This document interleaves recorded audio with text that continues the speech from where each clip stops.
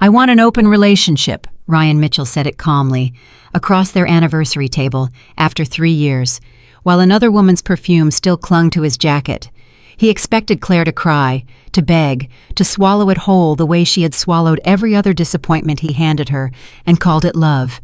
Instead, she set down her fork, picked up her bag, and walked out without a single word. What Ryan never saw coming, what destroyed him completely, was the moment Adrian Vittorio, the most powerful and feared man in Chicago, stood in front of 300 people and publicly chose her instead. Before we go any further, if this story already has your blood boiling, hit that subscribe button right now, drop a comment telling me what city you're watching from, and let's see just how far this story travels. Now let's get into it. Claire Bennett had spent 3 years being the kind of woman a man should thank God for every single morning. She was not the kind of woman who made demands. She was not the kind of woman who threw tantrums or played games. She was organized, dependable, warm. She remembered things. She showed up. When Ryan had a bad week at work, Claire was the one who cooked dinner, sat with him, asked questions, listened. When Ryan forgot their plans, Claire rearranged her schedule without making him feel guilty about it. When Ryan went quiet for days and then reappeared as if nothing happened, Claire welcomed him back with patience that most women would have run out of months ago. She gave him everything she had, and for 3 years she told herself it was enough. She told herself that love looked like this sometimes, uneven, imperfect, that the man who forgot your favorite flower after 6 months was still the man who called you beautiful when he thought you were asleep, that the man who checked his phone during dinner was still the man who once drove 40 minutes in a snowstorm just because she was scared. She held on to those moments. She polished them. She kept them close when the other moments, the lonely ones, the ones where she felt invisible, became harder to ignore. People at her workplace thought she had it all figured out. She was senior executive coordinator at Vittorio Holdings, one of the most powerful private companies in the entire city of Chicago. She had built her reputation from scratch. She had worked longer hours than anyone expected, learned faster than anyone anticipated, and earned a level of trust from her colleagues that most people spent a decade trying to achieve. Her desk was always organized. Her mind was always 3 steps ahead. When something went wrong in the office, people came to Claire, not because they had to, because they knew she would fix it. And she did. She always did. But at home, behind the door of the apartment she had decorated with so much care, Claire was still just the woman who was always waiting. Waiting for Ryan to be fully present. Waiting for Ryan to make her feel like she was the one. Waiting for something she was beginning to suspect might never come. Adrian Vittorio was her boss. I was 39 years old and carried himself the way men do when they have never once questioned whether they belonged in a room. He was not the kind of man who needed to raise his voice to make people pay attention. He walked into spaces and people simply noticed. Conversations paused. Assistants straightened their posture. His presence had weight, and Claire had felt it from her very first day. She had been warned before she started. Her predecessor pulled her aside in the lobby of Vittorio Holdings during the handoff and said very quietly, as if sharing classified information, "He notices everything. He says very little. Don't make the mistake of thinking that means he doesn't care." Claire had taken that seriously, and within her first 2 weeks, she understood exactly what it meant. Adrian Vittorio watched. He processed. He remembered things, not the obvious things, not the things you put in a report, but the small things. The details people assumed nobody caught. The slight change in the way someone answered the phone when they were having a hard morning. The hesitation before a sentence that revealed more than the sentence itself. He paid attention the way very few people actually do, and Claire, who had spent her entire professional life paying attention herself, recognized it immediately. She found it both unsettling and quietly remarkable. She also kept her professional distance because she was a woman who understood the importance of boundaries and because she already belonged to someone. For 2 years, the arrangement worked perfectly. Claire was brilliant at her job. Adrian was demanding and respected her competence. They communicated with precision. They trusted each other's instincts in the workplace. They shared a rhythm that took most executive teams years to develop, and none of it crossed a line. Not once. But Claire was not naive enough to pretend she hadn't noticed certain things. The way Adrian always knew when she had skipped lunch and would have her assistant bring her something without anyone making a scene about it. The way he remembered once, nearly a year into the job, that she had casually mentioned her mother's birthday was coming up, and the next morning there was a gift bag on her desk with a small note that just said, "Handle whatever you need to, today work will keep."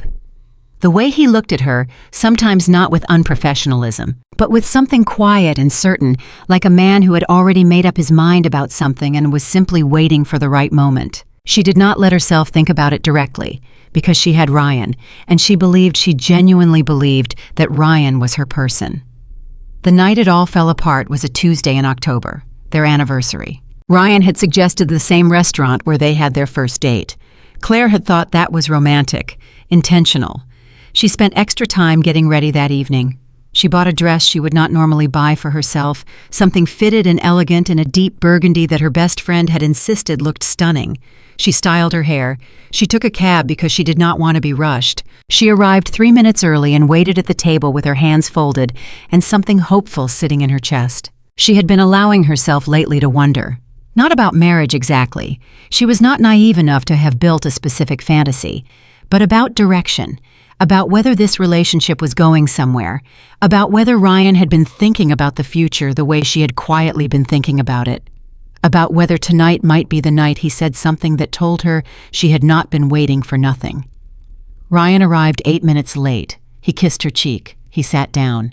He ordered wine before he even looked at the menu, and something about the way he positioned himself in that chair, slightly turned away from her shoulders, braced, jaw tight, told Claire, before a single word was spoken, that this dinner was not going to be what she had imagined. They made small talk for a while, careful surface-level conversation that skated over everything real. Claire talked about a project at work.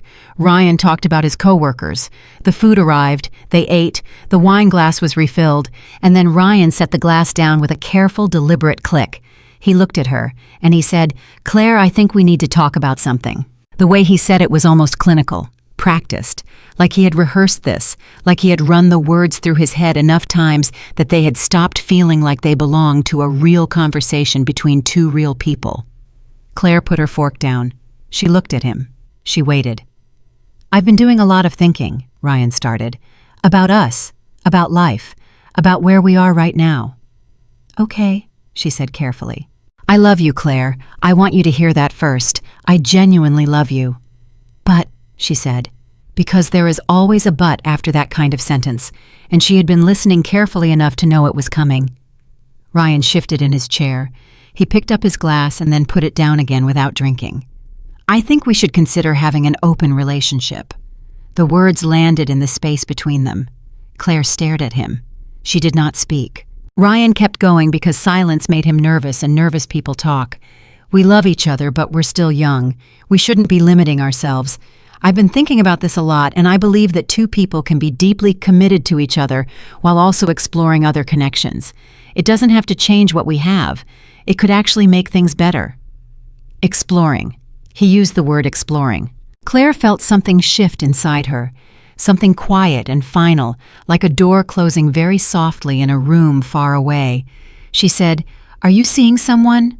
Ryan went still, just for a second. But Claire had spent 2 years paying close attention to a man who believed a person could hide anything.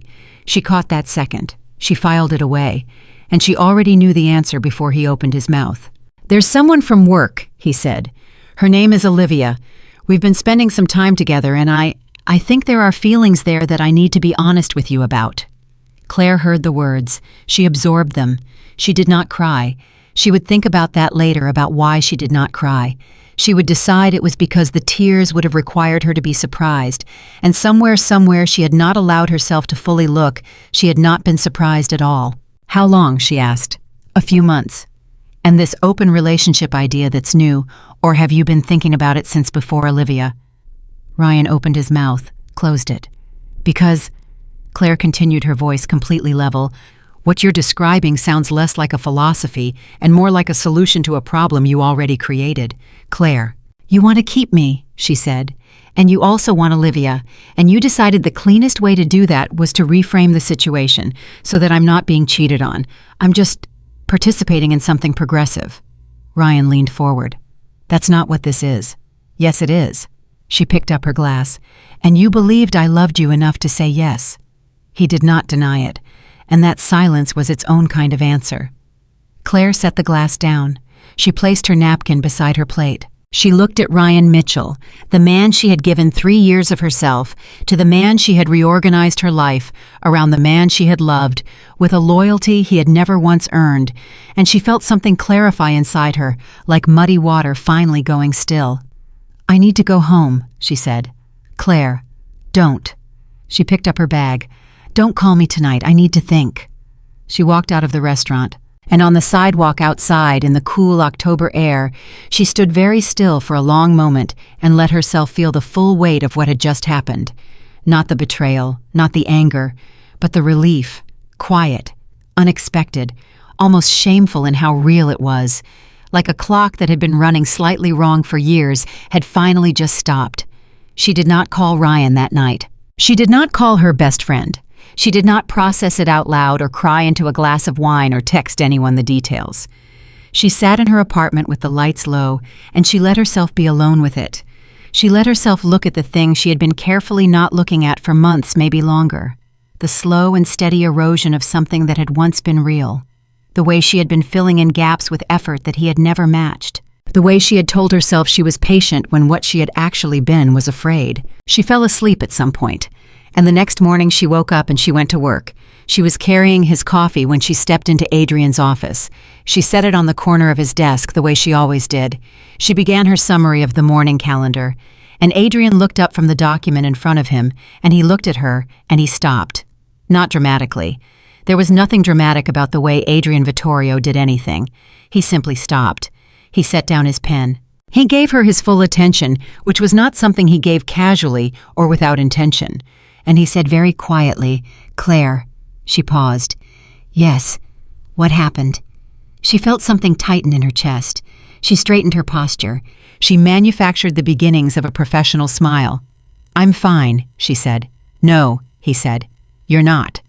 There was no judgment in it, no pity, just the plain observation of a man who paid close attention and trusted what he saw over what he was told. Claire stood there with her tablet in her hands and the manufactured smile slowly dissolving, and she felt the precise moment when she ran out of the energy required to pretend. "I'm sorry," she said. "It's personal. It won't affect my work." "I know it won't," Adrian said. "That's not why I'm asking." She looked at him. He was watching her with an expression she had no clear name for. Not sympathy exactly. Something more careful. Something that took her seriously. "Sit down," he said. "Adrian, just for a minute." She sat. She looked at the surface of his desk, and then before she could properly decide to stop herself, she told him. Not everything at first, just the basic shape of it, the anniversary dinner, Ryan's request, the word exploring. But Adrian listened the way he always listened, completely without interruption, without the small sounds people make to signal that they're tracking along, and something about that quality of attention made her keep going. She told him about Olivia. She told him about the month she had suspected something and had chosen not to look too closely. She told him about sitting in her apartment the night before in the low-light feeling of all things relieved. When she finished, the office was very quiet. Adrian was still looking at her. Then he said, "Your boyfriend doesn't understand what he has." Claire blinked. "What?" "He has a woman who is loyal, disciplined, and genuinely rare. And instead of protecting that, he asked you to make room for someone else while he figured out what he wanted." His voice was measured, deliberate, like someone choosing each word with intention. "That's not a man exploring his feelings, Claire. That's a man who wants insurance. He wants the comfort of knowing you'll be there when the other thing doesn't work out." She felt the truth of that move through her with uncomfortable precision, because that was exactly what it was.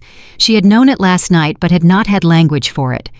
Adrian had just handed her the language cleanly and without softening it, and she felt both grateful and slightly unsteady. "You deserve better than being someone's contingency plan," he said. She looked at him. "You don't have to." "I know I don't." He leaned back slightly in his chair. "I'm saying it because it's true." A long moment passed between them. And then Adrian did something she had not once anticipated in 2 years of working for this man. He stood up from behind his desk. He crossed the space between them. He stopped at a distance that was close enough to be intentional, but careful enough to be respectful. And he said quietly, "Claire, I want to tell you something, and I need you to hear it without making it professional." She waited. Her heartbeat was louder than she would have preferred. "I noticed you from the first week you were here," he said. "Not because of your work. The work came later. I noticed you because of the way you move through a room, because of the way you think, because of the way you are with people genuinely, not performatively." She couldn't find a single word. "I never said anything," he continued, "because you were in a relationship and I don't pursue what belongs to someone else. That's not something I'm willing to be. So I said nothing. For 2 years I said nothing. Adrian, he gave you away," he said simply. "He sat across from you on your anniversary, and he told you that you weren't enough to keep him faithful. That's not a mistake. That's a choice, and choices have consequences." She felt something warm moving behind her eyes. Not tears exactly. Something more like the feeling just before tears, the pressure of something that had been held in too long finally pressing against its edges. "Have dinner with me tonight," he said. She shook her head. "You're my boss." "During business hours," he said. He said it with no smile, no charm offensive, just the plain fact of it. "Tonight I'm just a man who thinks you deserve to be reminded what it feels like when someone chooses you." Claire looked at Adrian Vittorio, a man who could control entire industries, who had never once in 2 years given her a single reason to question his professionalism, and she thought about Ryan sitting across from her with his practiced speech and his carefully rehearsed word about exploring. She thought about 3 years of waiting. She thought about the relief she had felt sitting alone in her apartment, and she said very quietly, "What time?" "7," he said, and then he returned to his desk and picked up his pen, and they both went back to work because that was what they were in this room during these hours. But something had shifted, something that could not be shifted back. Before 7 o'clock, Ryan called her 4 times. She let every one of them go to voicemail. He texted twice. The first said, "Can we please talk about last night?" The second said, "I miss you already. I don't want to lose you." She read them both. She set her phone face down on the bathroom counter, and she finished getting ready. She wore something simple: dark trousers, a silk blouse, and a soft ivory low heels. She told herself she was not dressing for anyone. She mostly believed it. She was doing something for herself tonight. She was walking out of 3 years of being someone's second priority and into a room where she would be seen as herself, whatever that meant, however this evening turned out. She told herself that was enough reason.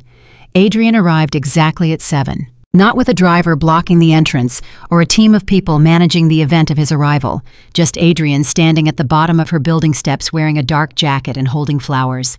Peonies, her favorite, something Ryan had never once remembered. She stopped on the bottom step and looked at the flowers, and then at the man holding them, and she said, "How did you know?" "You have a small ceramic peony on the left side of your desk," he said. "You've had it for 18 months. She stared at him. "I pay attention," he said simply. And that was the moment, not the dinner, not the conversation, not anything that came later. That was the moment Claire felt something change in a way that had nothing to do with vulnerability and everything to do with being genuinely and carefully seen.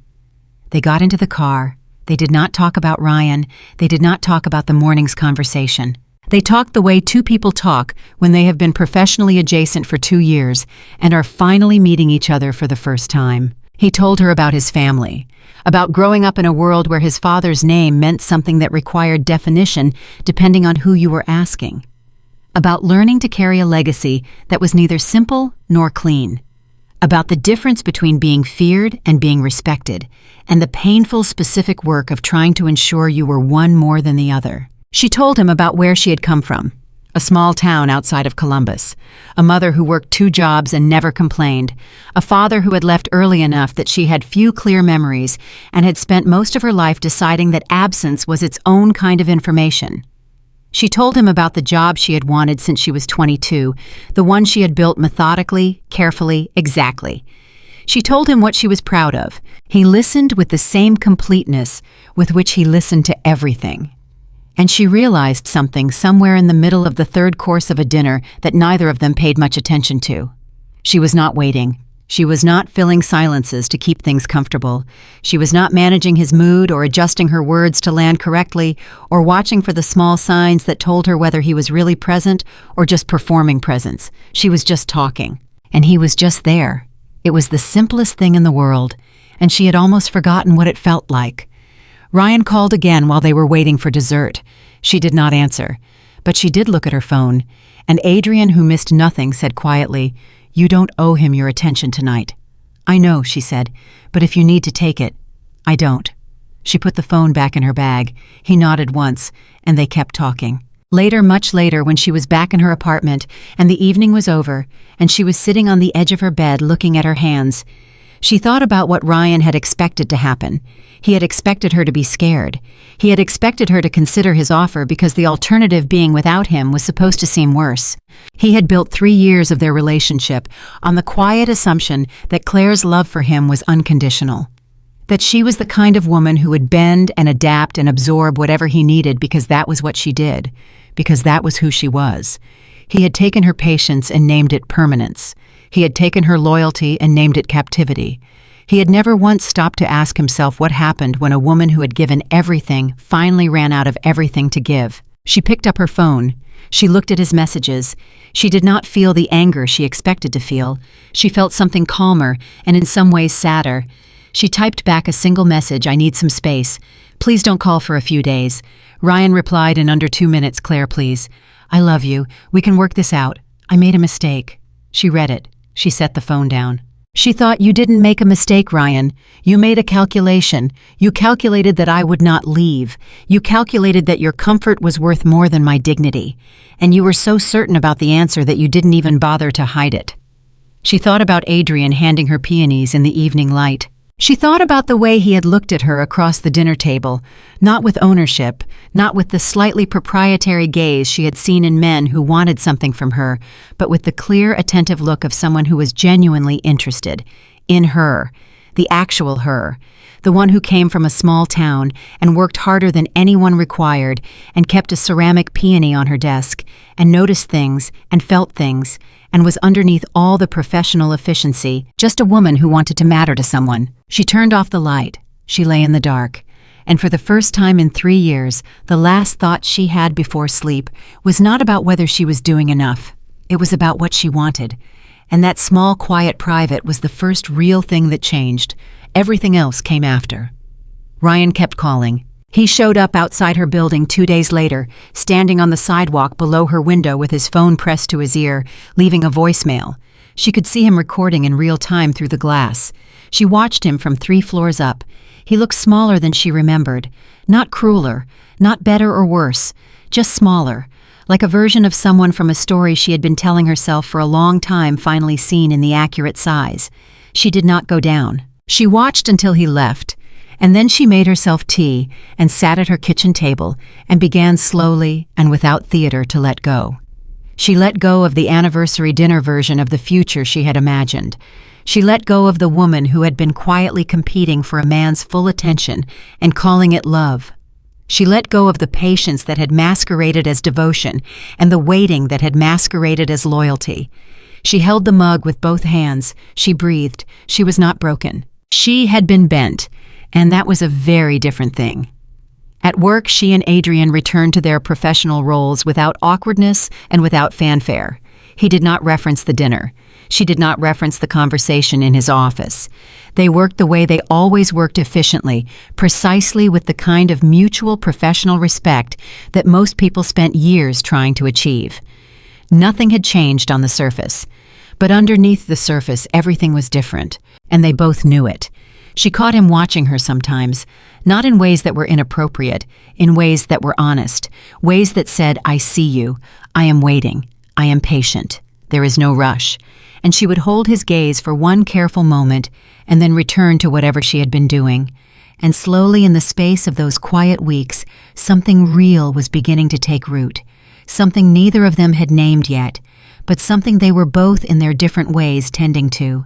Ryan sent one final message 11 days after the anniversary dinner. It said, "I know you're not going to take me back. I just want you to know that I realize what I did. And I'm sorry. I hope you know that you deserved better than what I gave you." She read it 3 times. Then she replied, "I know. Take care of yourself, Ryan." And she put the phone down, and she meant every word. She was not angry. She was not sad. She was done. And being done felt like being finished with something that had been very long and very heavy, finally being able to set it at the side of the road and keep walking. She kept walking, and somewhere ahead of her she had the quiet, certain sense that what was coming next was going to require all of who she actually was.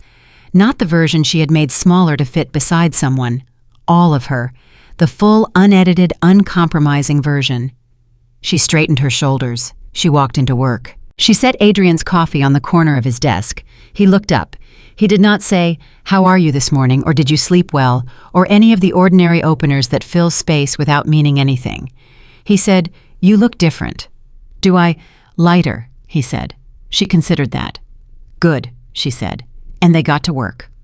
3 weeks after the anniversary dinner that ended, everything Claire Bennett woke up and realized she had stopped waiting. Not dramatically. Not in the way people describe epiphanies in movies where the light shifts and the music swells and everything snaps into sudden clarity. It was quieter than that. She woke up on a Thursday morning, lay still for exactly 30 seconds, and noticed that her first thought was not about Ryan. Her first thought was about a contract review she needed to finish before 9, and whether she had time to stop for coffee before the morning briefing, and whether she had remembered to send the follow-up to the Vancouver office the night before. She had. She swung her legs off the bed. She got up, and that was it. That was the whole thing. No grief, no ache, no reaching for the phone to check if he had called. Just a woman getting up and moving forward into a morning that belonged entirely to her. She did not have a name for what was beginning between her and Adrian. She was not ready to name it. Naming it would make it real in a way that required her to examine it, and she was not certain she was ready to examine it. What she knew was simpler than a name. She knew that she looked forward to work in a way that had a new quality to it. She knew that when she was in that office, she felt present, fully, genuinely present, without the low-grade anxiety of a woman who was always slightly unsure of her footing. She felt solid. She had not felt solid in a very long time. Adrian never rushed her. He never made reference to the dinner in any way that could be construed as pressure. He never let his personal interest interfere with their professional dynamic. He was exactly who he had always been in the office, exacting focus, demanding in his standards, but fair. What had changed was something more subtle. The way his attention had always been thorough now had a particular direction to it. The way he asked about her day had always been brief and functional, but now carried a quality of actual interest that she was learning to recognize. On a Wednesday morning, 4 weeks after the dinner, she set his coffee on the corner of his desk and he said, without looking up from the document he was reading, "Your mother's birthday is this weekend." She stopped. "How do you know that?" "You mentioned it last year, October. You were going to take the train to Columbus." She stared at the back of his head. "That was 14 months ago," she said. He looked up then. "Are you going?" "Ah, yes, Saturday morning." "Good." He returned to his document. "Tell her happy birthday from the office." Claire stood there for a moment longer than was strictly necessary. Then she said, "You remember things that most people don't bother to retain." He did not look up again. Most people aren't paying attention. She went back to her desk. She sat down.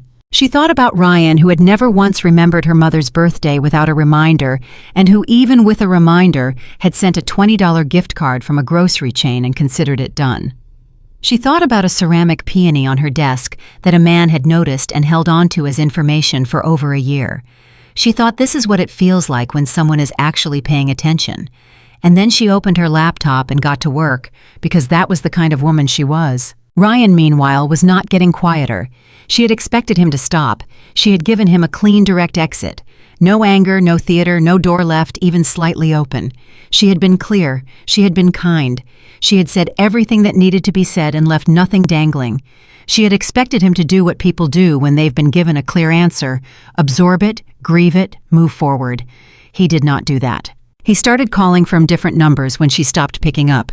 He showed up at the coffee shop 2 blocks from her building at 7:15 one morning, which was precisely when she stopped there every day, and she was not naive enough to believe it was coincidental. He was sitting at the corner table, coffee already in front of him, watching the door. She saw him before he saw her. She considered walking past the window. She considered going to the coffee place 3 blocks in the other direction. She considered a lot of things in the span of about 4 seconds. Then she pushed the door open and walked straight to the counter because she was not going to rearrange her life around his discomfort. "Claire." She ordered her coffee without turning around. Claire, please, just 5 minutes. She paid. She took her coffee. She turned around because ignoring him entirely felt like a performance of avoidance that she was not interested in giving. Ryan. He looked terrible, not in a way that inspired guilt, in a way that was simply the factual result of a person who was not sleeping well and had been spending too much time sitting with his own decisions. I miss you, he said. I know. I made a mistake, a massive, terrible mistake, and I know that. I ended things with Olivia. It's over. She meant nothing. Claire felt a small, precise flicker of something that was not quite anger and not quite pity, more like clarity. She's not the problem, Ryan. I know that. I know. But if the reason you left is because of her— The reason I left, Claire said carefully, is because you looked at me across our anniversary dinner and you asked me to make myself smaller so that you could have more room. That's the reason. Olivia is just the evidence. Ryan opened his mouth, closed it. You thought I would say yes, she said. You thought I loved you too much to say no. And that's the part I can't get past. Not the cheating, not Olivia, the fact that you knew me well enough to predict what I would accept, and you decided to see if you were right. He swallowed. Claire. I have to get to work, she said. She walked out. On the sidewalk, she took a breath of cool air and kept moving. She did not feel triumphant. She did not feel victorious. She just felt clear, unobstructed, like the path in front of her was no longer half blocked by a thing she had been trying not to see. She got to the office at 8:47. Adrian was already at his desk. He looked up when she came through the door, the way he always did, cataloging her in that quick, thorough way that had stopped unnerving her and started feeling like something she looked for. You all right? He said. She paused. Ryan was at the coffee shop. Something in Adrian's expression did not change, but something underneath it did. Something that had to do with the particular stillness that came over a man like Adrian Vittorio when he was processing something that required very careful management. Did he bother you? He tried. And I handled it. A beat. I know you did, he said. And they moved on. That afternoon, Adrian had 3 back-to-back meetings. Claire managed the calendar, prepped the documents, fielded the calls in between. At the end of the 3rd meeting, his most senior counsel pulled her aside in the hallway, a gray-haired man named Gregory Harlow, who had been with the Vittorio family for 17 years and who spoke in complete sentences with the precision of someone who had spent decades saying exactly what he meant and nothing more. Gregory said very quietly, You're good for him, you know. Claire blinked. I'm sorry. Adrian, I've worked with him since he was 26. I know how he operates. I know what he looks like when something matters to him and what he looks like when it doesn't. Gregory looked at her steadily. He is very careful about what he lets matter to him. Claire did not know what to say. Gregory nodded once as if she had already said it. Just an observation, he said, and walked away. She stood in the hallway for a moment. Then she went back to her desk. That evening, Adrian knocked on the frame of her office door at 6:45. She looked up. The floor was almost empty. 2 assistants were still at their desks at the far end, packing up. Dinner, he said. Not a question. She saved the document she was working on. She reached for her coat. Same place, she asked. No. He held the door. Somewhere different. They went to a small Italian restaurant on the north side. Not famous, not photographed. The kind of place that existed because the food was extraordinary and the owner had no interest in being discovered. They were seated without a reservation, which told her something about who Adrian Vittorio was in this city, in ways that had nothing to do with business. They ordered, and they talked. He told her about his father, about the version of the Vittorio name that existed before Adrian had made his own additions to it. About growing up understanding that the family operated by a set of rules that the rest of the world did not write, did not publish, and did not question.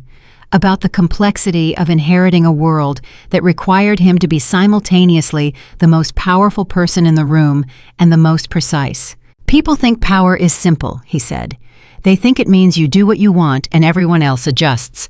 That's not power. That's just volume. He turned his wine glass slowly. Real power is knowing what matters and refusing to compromise it, even when it costs you. What has it cost you? She asked. He looked at her directly. More than I'd like to admit. Mostly time. Things I prioritized over things I should have. Like what? A moment passed.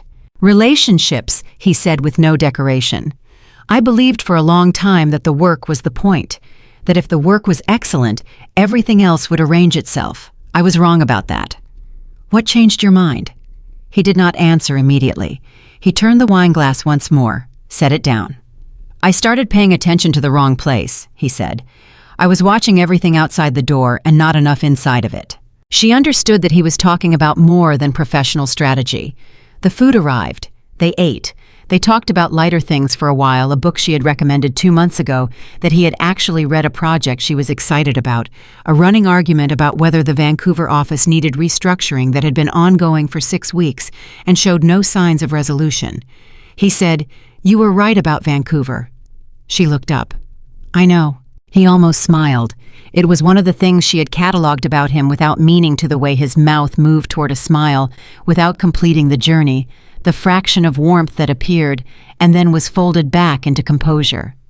She had started collecting those fractions the way a person collects stones from a beach, small, particular, not useful for anything, just kept. "You always know when you're right," he said.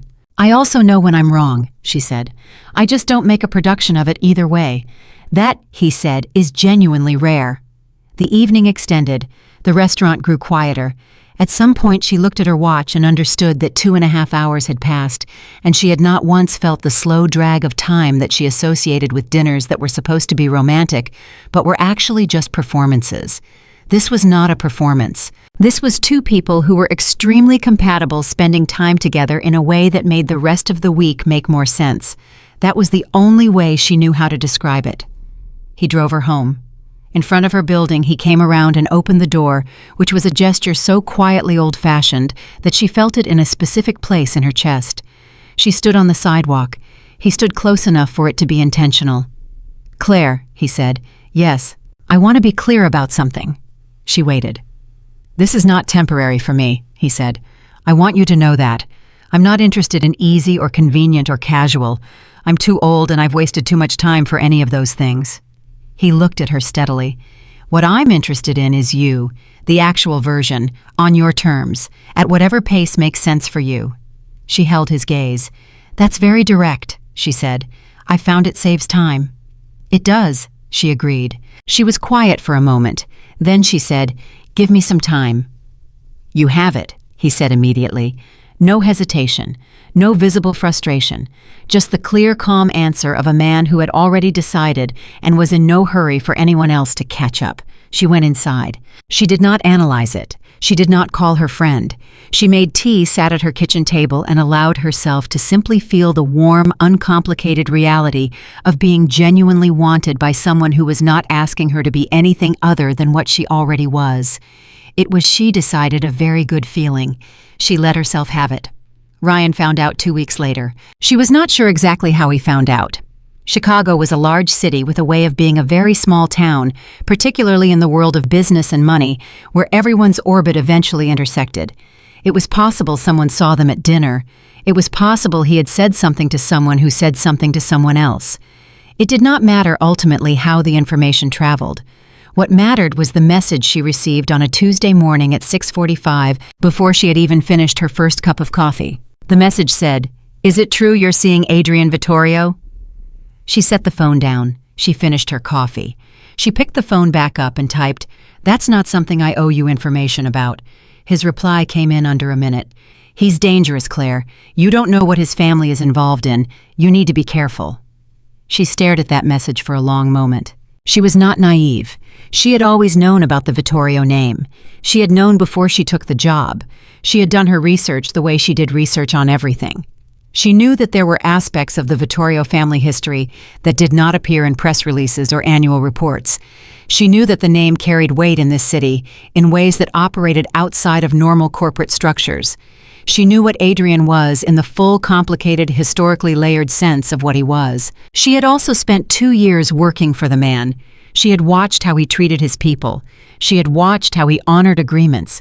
She had watched him make decisions under pressure that revealed the architecture of his character, the fact that he prioritized loyalty, fairness, and the protection of the people inside his circle above almost everything else. She knew who Ryan was in the full sense of who Ryan was too. The man currently warning her about danger was the same man who had sat across from her on their anniversary and asked permission to be with another woman while keeping her as a safety net. She thought about that comparison for exactly as long as it deserved, which was not long at all. She typed back, "I appreciate the concern. Please don't contact me again about this." Then she blocked his number. She set the phone down. She went to work. She never mentioned it to Adrian. But that afternoon, in the middle of a document review, he set down his pen and said without preamble, "Your ex-boyfriend has been asking questions about me." She looked up. What kind of questions? The kind people ask when they're frightened and trying to feel useful. His tone was not threatening. It was factual. He spoke to a business associate of mine, asked about my background, my family. She was quiet for a moment. "Are you concerned?" she asked. "No." He said it with complete simplicity. "I'm telling you because you deserve to know, not because I need you to do anything about it." She nodded slowly. "He warned me about you," she said, "this morning." Something moved across Adrian's face, not anger, closer to assessment. "What did he say?" "That you were dangerous, that I didn't know what your family was involved in." The pause that followed was deliberate. "Is he wrong?" Adrian said. She met his eyes directly. "You're the least dangerous person to me that I've encountered in 3 years," she said. "The dangerous ones are the ones you don't see coming." Something changed in his expression then. It was not the fraction of a smile she had catalogued. It was something more complete, more real, quickly composed, but she caught it. "Claire," he said. "Yes, thank you." She returned to her document. "Don't thank me," she said. "I'm just being accurate."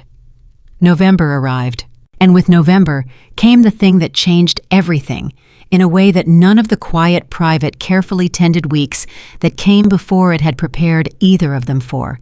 The Vittorio Holdings Annual Investor Summit. It was one of the most significant events on the Chicago business calendar. 300 guests, media presence, the city's financial and social infrastructure in one room. Adrian had attended it every year for 13 years, always alone, always departing before the formal dinner began because he had no patience for the performative parts of those evenings. This year he told Claire 2 weeks before the event, "I'd like you to attend with me." She looked up from the calendar. "As coordinator?" "No." He said it without breaking stride. "As my guest." She held the stillness of that for a moment. "Adrian, people will notice," he said. "Yes, I know. You understand what that means, in terms of what people will assume, what they'll say." "I understand perfectly." He folded the document he had been reading. "I'm not interested in managing their assumptions, Claire. I'm interested in you being there." She looked at him. He looked at her. "Okay," she said. She said it simply, without drama, without the extensive internal calculation she might have applied to that word 3 months ago. "Okay." She bought a dress. Midnight blue fitted nothing extreme, but nothing forgettable either. Her friend, who had been watching the development of this situation, with a combination of delighted disbelief and intense personal investment, sat on Claire's bed the night before the event and said, "You seem different." "Different how?" "Less braced," her friend said. "You've been braced since I've known you, like you're always waiting for something to go wrong." Claire thought about that. "He doesn't make me feel like something's going to go wrong," she said. Her friend was quiet for a moment. Then she said, "Hold on to that." The night of the summit arrived. Adrian picked her up at 6:30. He was wearing a dark suit that cost more than most people's monthly rent and carrying no flowers this time, which she understood this was not an intimate dinner. This was a public event, and there was a difference between a private gesture and a public one. She understood it even before in the car, he said quietly. "Tonight will be observed. People will form opinions immediately. I want you to know that whatever anyone says, whatever anyone implies, none of it changes anything on my end." "I know," she said. "Do you, Adrian?" She looked at him steadily. "I've managed your calendar for 2 years. I know how this world operates. I'm not walking in there unaware." He regarded her. "No," he said. "You never are." They arrived. The moment they walked through the entrance together, Claire felt the room shift in the way that rooms shift when something unexpected happens. Not a dramatic wave of gasps, subtler than that, the way a current changes in water. Conversations paused by exactly 1 beat longer than normal. Eyes moved and then moved away with the too careful speed of people pretending not to look. Heads bent toward each other. The particular social electricity of 200 people simultaneously updating their understanding of a situation. She kept her posture straight. She kept her expression warm and professional. She did not apologize for being there. She did not perform uncertainty or deflection. She was exactly who she was standing, exactly where she was standing, and that was the whole of her contribution to the situation. Adrian's hand came to the small of her back, just lightly, just briefly, a gesture of acknowledgement rather than possession. She felt it all the way through. They moved through the room. Adrian spoke to people. Claire was introduced repeatedly in those first 30 minutes. Some people were warm, some were assessing.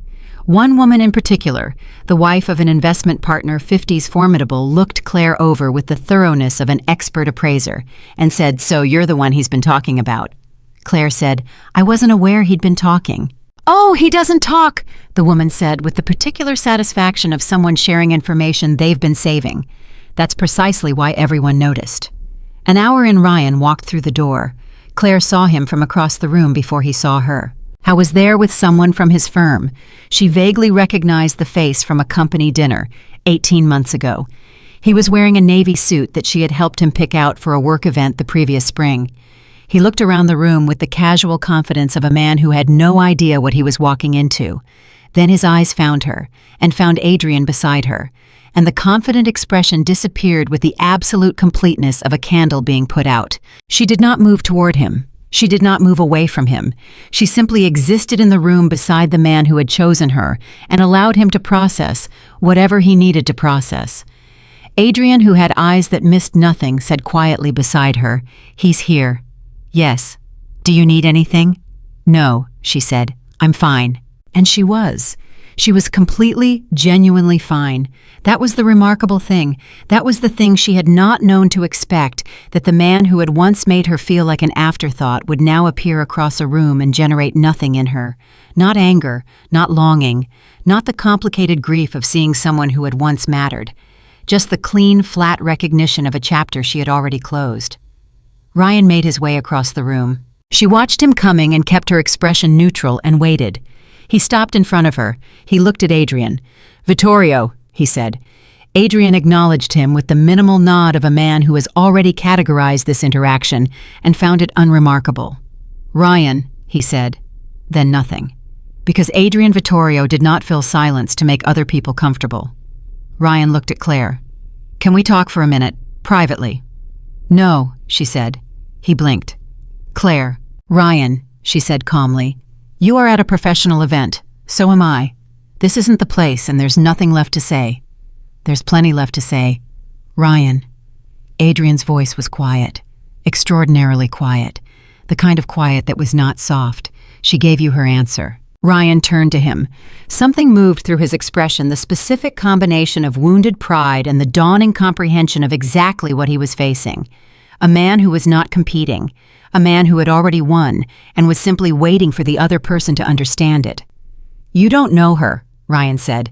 "I know her better than you did," Adrian said. "That's not a criticism. It's just a fact." Ryan stood there for a moment that stretched too long. Then he turned back to Claire, and she saw it in his face, the full, final understanding. Not that she had left him, not that she was with someone else, but the particular and devastating recognition that the woman standing in front of him was not in any meaningful way the same woman he had sat across from at that anniversary dinner, the woman who had been carefully, quietly dimming herself to fit inside the space he had made available. She was gone. This person was standing at full wattage, taking up exactly the space she was supposed to take up, belonging completely to her own life. He said very quietly, "I hope you're happy, Claire." She said, "I am." He walked away, and she let him go. Adrian stood beside her for a moment after Ryan disappeared back into the crowd. Then he said, still looking straight ahead, "Are you all right?" "Yes," she said, and meant it completely. "Good." He turned to her. "Then I need to introduce you to the Vancouver team. They've been asking about you since the restructuring proposal." She almost laughed. "Right now." "Is there a better time?" She composed herself.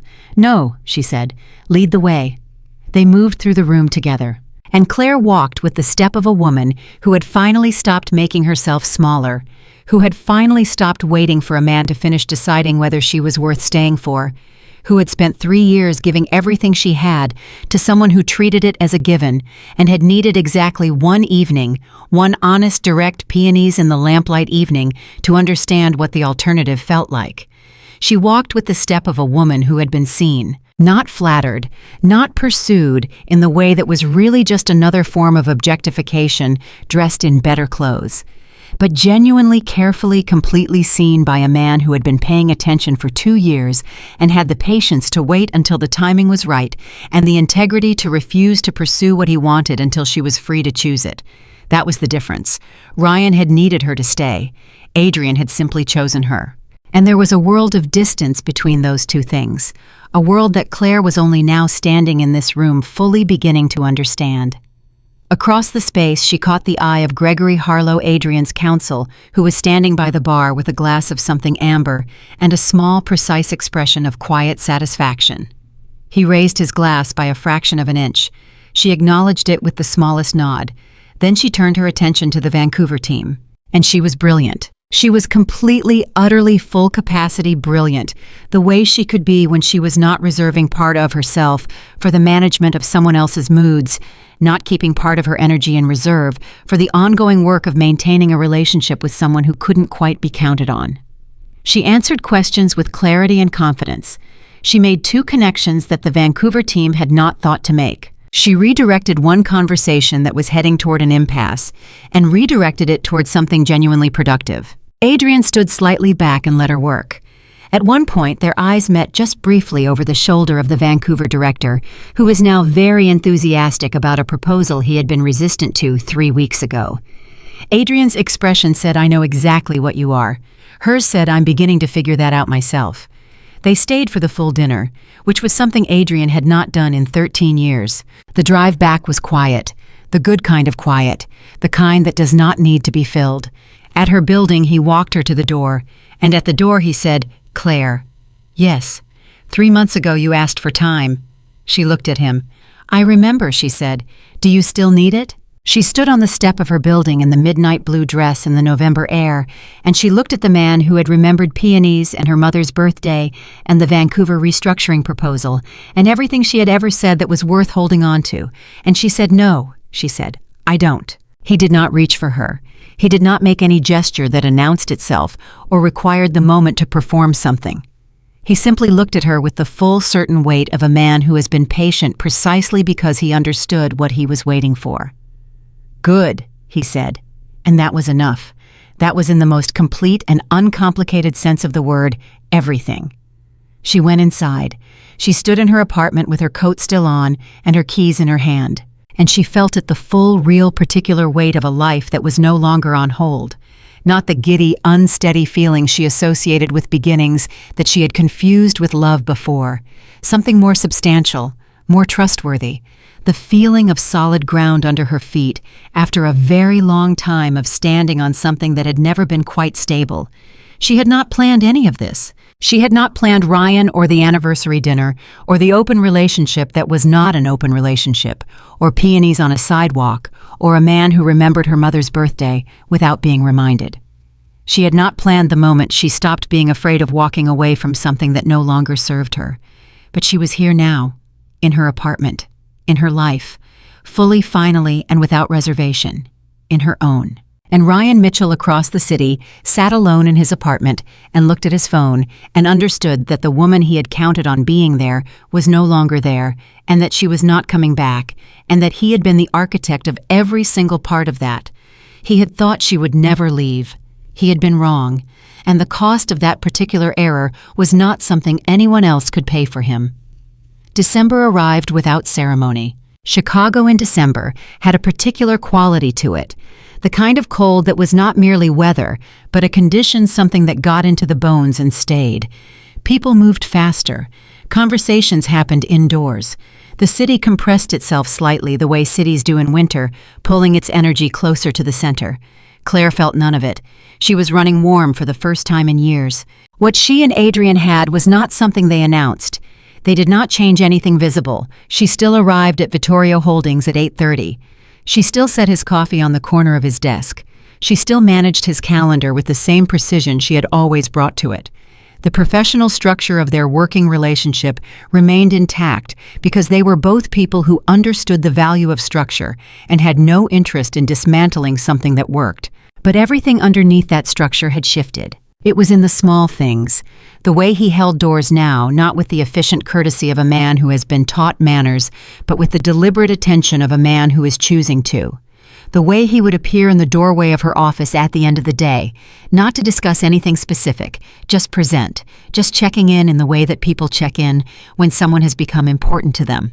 The way they could now sit in a room together in complete silence and have it be the most comfortable silence she had experienced in her adult life. She had not known before this that she had been carrying noise, not sound, noise, the specific internal frequency of a woman who is always slightly uncertain of her footing, always performing a small calculation about whether she is too much or not enough, always managing the gap between who she is and who the person she loves seems to need her to be.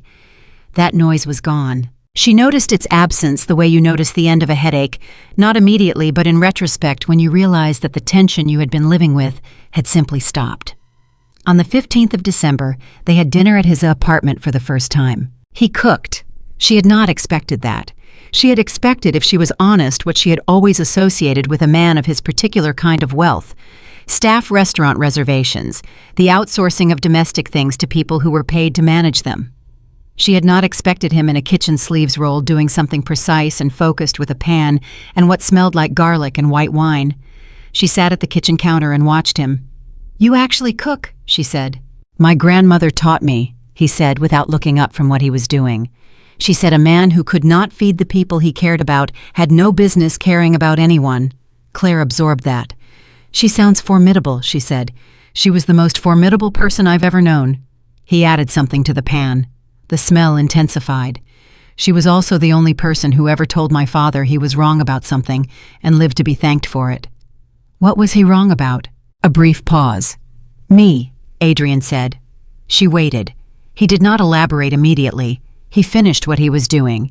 He plated the food with the same careful attention he brought to everything. He brought it to the table. He sat across from her. And then over the next hour he told her the parts of his story he had not told her before. The parts that lived underneath the professional biography and the public reputation and the carefully constructed image of a man who had everything under control. His father had wanted him to be a different kind of leader, harder, less concerned with the mechanics of loyalty and more focused on the mechanics of power for its own sake. There had been years of friction, years of a son trying to honor a father while also being unwilling to become him. Years of carrying a name that came with a specific set of expectations and slowly, carefully redefining what that name would mean in the generation he controlled. "He thought I was soft," Adrian said, "because I cared about how people were treated inside the organization. Because I believed that how you treat the people who work for you is not separate from your success. It is your success." He disagreed. "Who was right?" Claire asked. "We both were," Adrian said, "in different times." He looked at her steadily. "His world required what he was. Mine requires something different." She thought about that for a long time. What she heard underneath it was not the story of a mafia boss humanizing himself for a woman he wanted to impress. She had been close enough to this man for long enough to know the difference between performance and disclosure. What she heard was a person sharing the actual cost of becoming who he was, the real version, the one that had nothing to do with wealth or power or the particular electricity of his name. She said, "My father left when I was 6. He looked at her. He didn't say goodbye. He didn't explain. He just stopped being there. And for a very long time I thought that was information about me, about what I was worth." Adrian was completely still.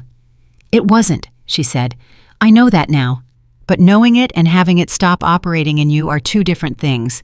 For a long time I chose men who left me room to manage, men who needed something from me that I could provide, because that felt safe. That felt like something I could control." "Ryan," he said.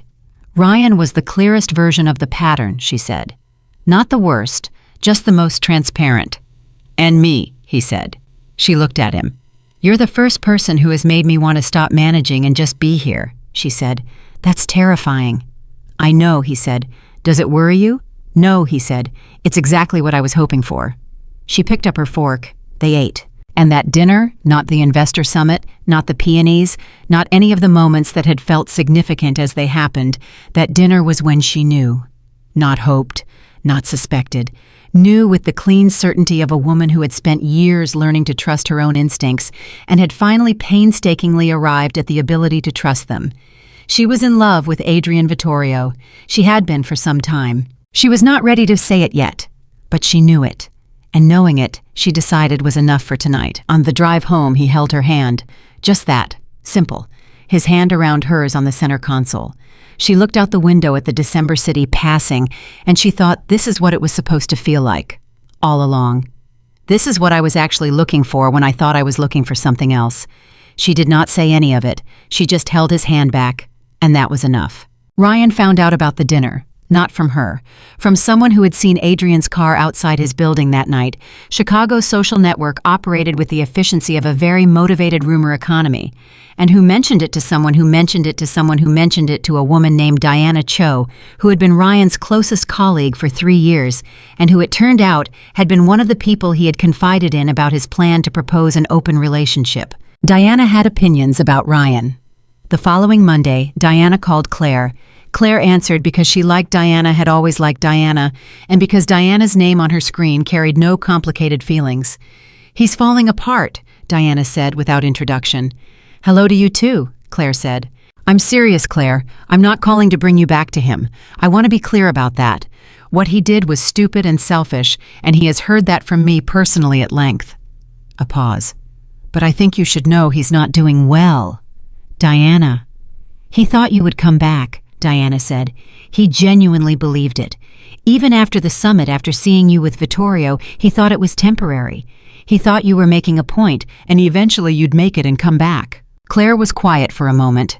"I'm not making a point," she said. "I left because it was time to leave."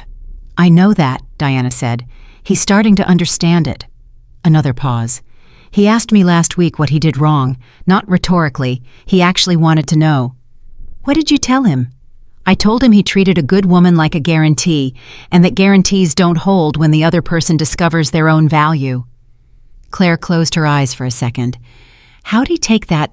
Like someone who needed to hear it and hated that they needed to hear it. Diana sighed. "I'm not asking you to feel sorry for him. I'm just telling you because you're good people, and you deserve to know the full picture." "Thank you," Claire said. "Take care of yourself," Diana said. "And for what it's worth, from everything I've seen and heard, Vittorio is crazy about you."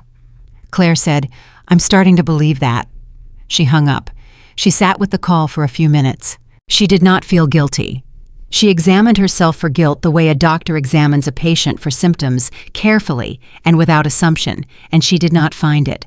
What she found instead was something quieter, a kind of generosity toward the person Ryan might eventually become if he was willing to do the work. She hoped he did the work. She genuinely hoped it.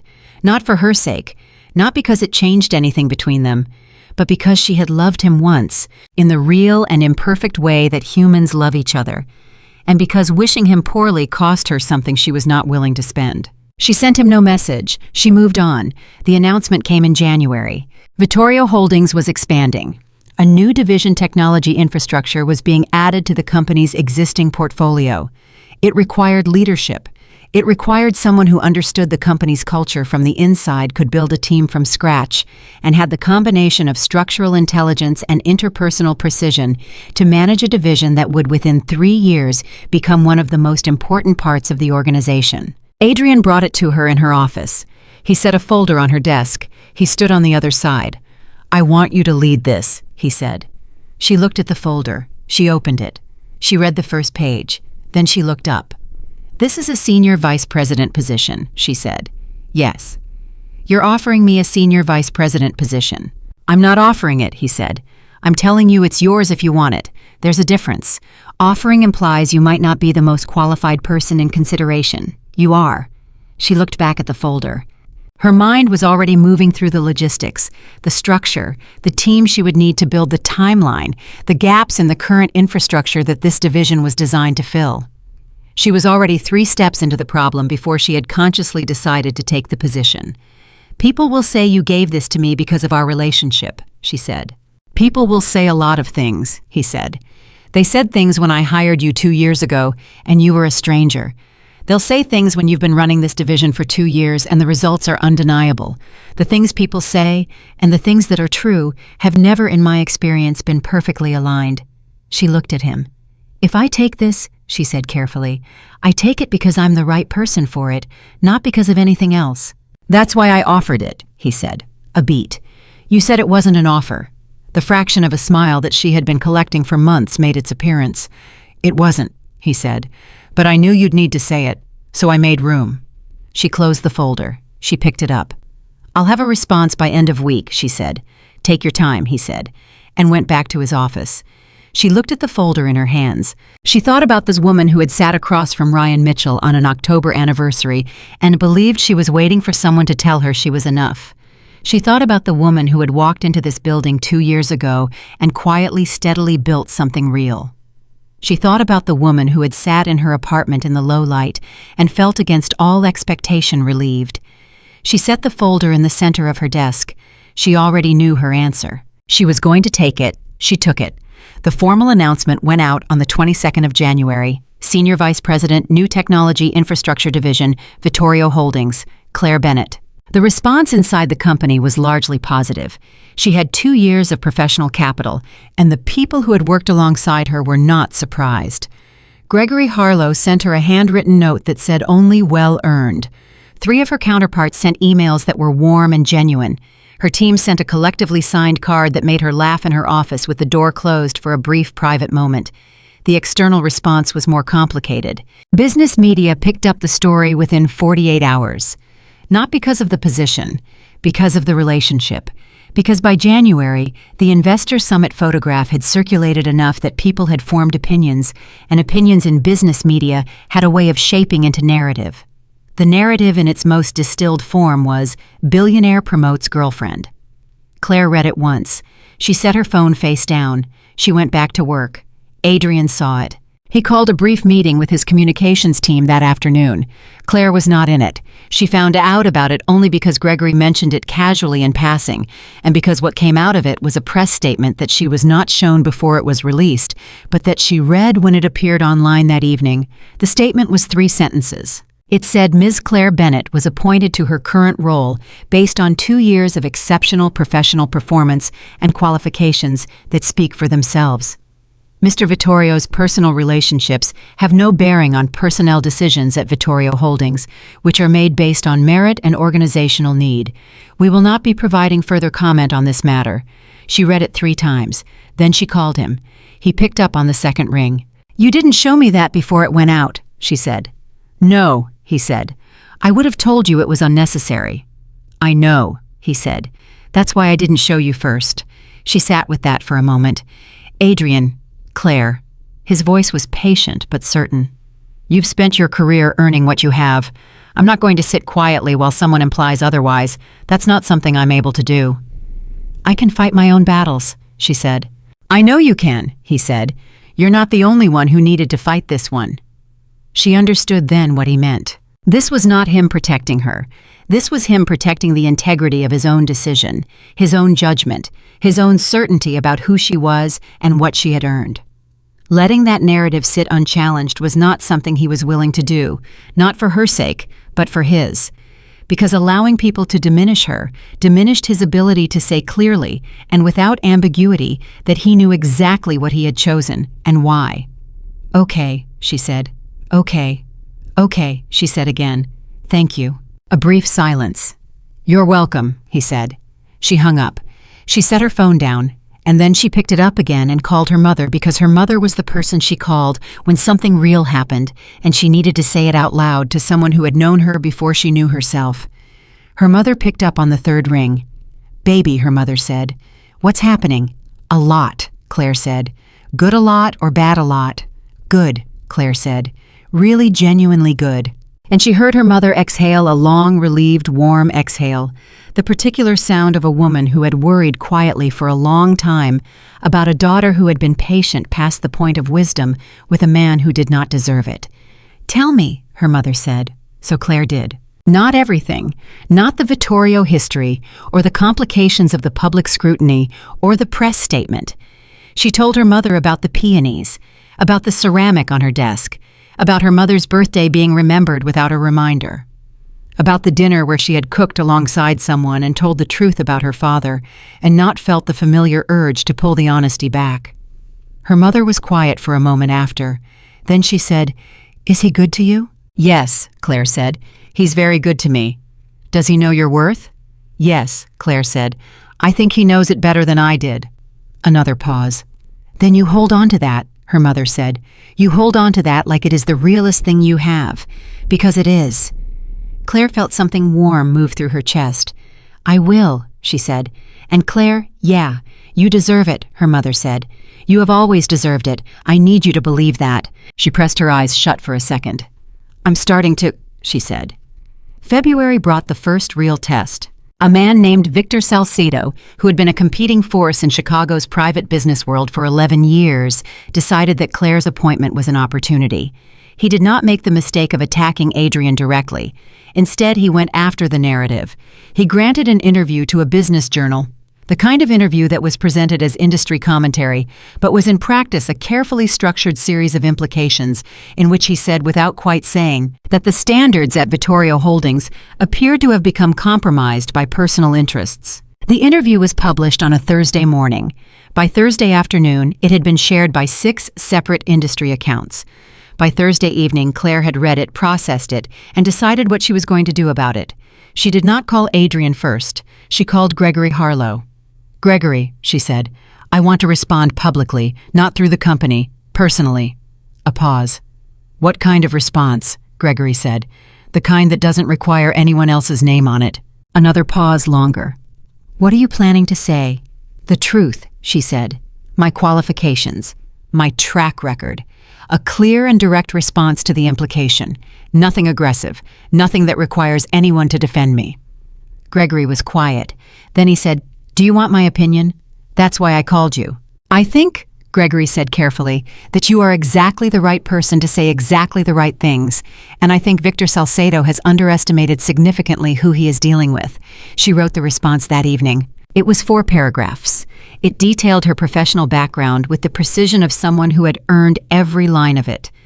It addressed the implication directly without aggression, but also without the softening of someone who felt the need to make the other person comfortable. It said in the plainest language she could find, "I was appointed because I was qualified. If you would like to challenge that, challenge the qualifications." She posted it the following morning. By noon, it had more engagement than the original interview. By that afternoon, 3 other senior women in Chicago's business community had shared it with comments of their own. Adrian saw it at 10 in the morning.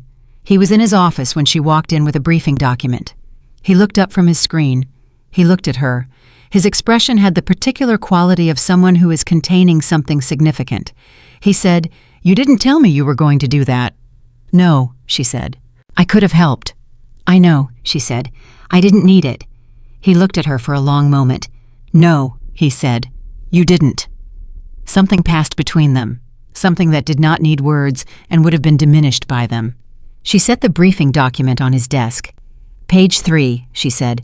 The Vancouver numbers came in, and they went back to work. That evening she sat at her desk after the office had emptied and looked out at the Chicago skyline and thought about the last 4 months, October to February.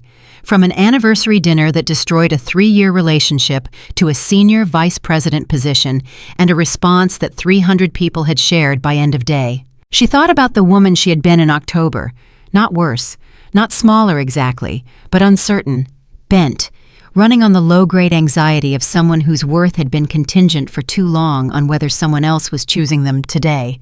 She was not that woman anymore. She knew her worth now, not theoretically, not as a thing she told herself in the mirror to feel better. She knew it the way you know a fact you have personally verified. She had done the math. She had seen the results. She had watched herself under pressure make decisions and hold positions and produce work that spoke for itself. She knew what she was, and she had Adrian Vittorio, who had paid attention from the beginning, who had waited with the patience of someone who understood exactly what he was waiting for, who had handed her flowers. She recognized and remembered a birthday she had mentioned once, 14 months ago. She had this man who looked at her like she was not something he had found, but something he had known was there all along. She picked up her coat. She turned off her office light. She went to find him. I was still in his office, which surprised neither of them. She stood in the doorway. He looked up. "Ready," he said. "Yes," she said. He stood up. He put on his jacket. He walked toward her, and at the doorway, just at the threshold between his office and the hallway, he stopped. He looked at her. "I'm proud of you," he said. "What you did today." She held his gaze. "I know," she said. And she did. She felt it. From him, from herself, from the version of her that had been growing steadily and without apology since October. She felt it. She turned. They walked out together. Down the corridor to the elevator, out through the lobby, and into the February cold. Together. March came in hard. Not the weather. The weather in Chicago in March was predictable in its unpredictability cold, one day deceptively warm the next, the city collectively refusing to commit to a season. No, what came in hard in March was everything else. The new division was 3 weeks into its official launch. Claire was building a team from scratch, managing vendor negotiations, fielding requests from the board, and doing all of it, while the public narrative about her appointment continued to generate the kind of low-grade friction that required ongoing management. She handled it the way she handled everything, thoroughly, precisely, without complaint. But there were mornings now, early mornings before the office filled, and before the day developed its full momentum, when she would sit at her desk with her coffee going cold beside her and feel the weight of how much she was carrying.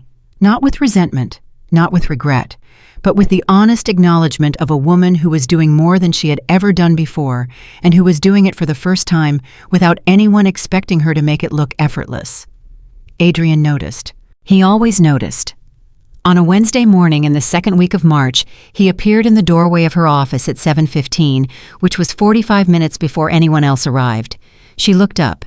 He was holding 2 cups of coffee. He set one on her desk without comment. She looked at the cup. She looked at him. "You brought me coffee," she said. "You've been here since 6:30, he said. "How do you know that?" "I was here at 6:45. She blinked. "You're usually not in until 8. "Usually," he agreed. He did not sit.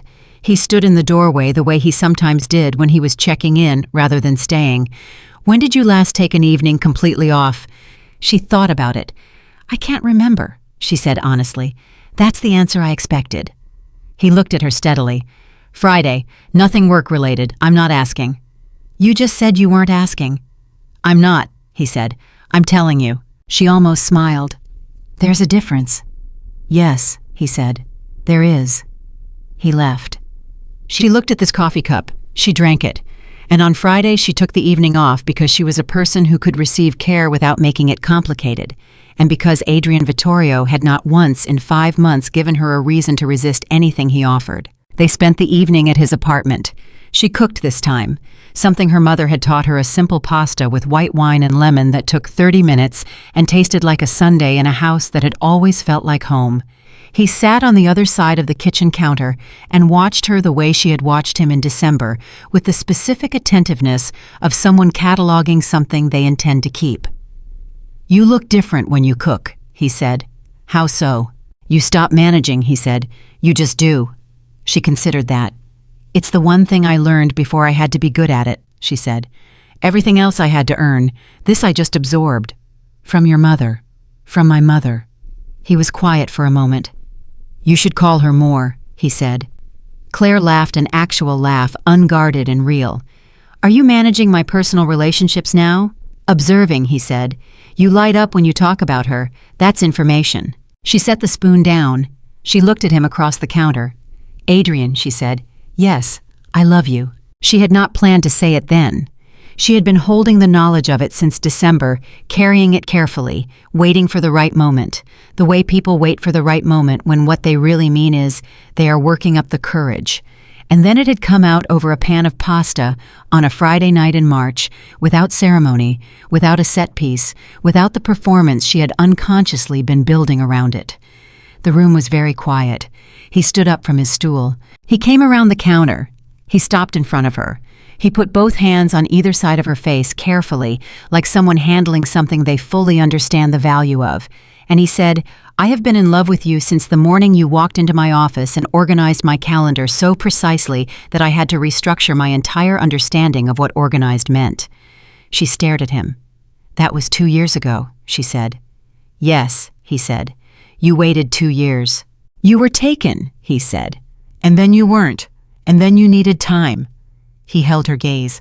"I told you. I'm interested in what's real. Real things take time."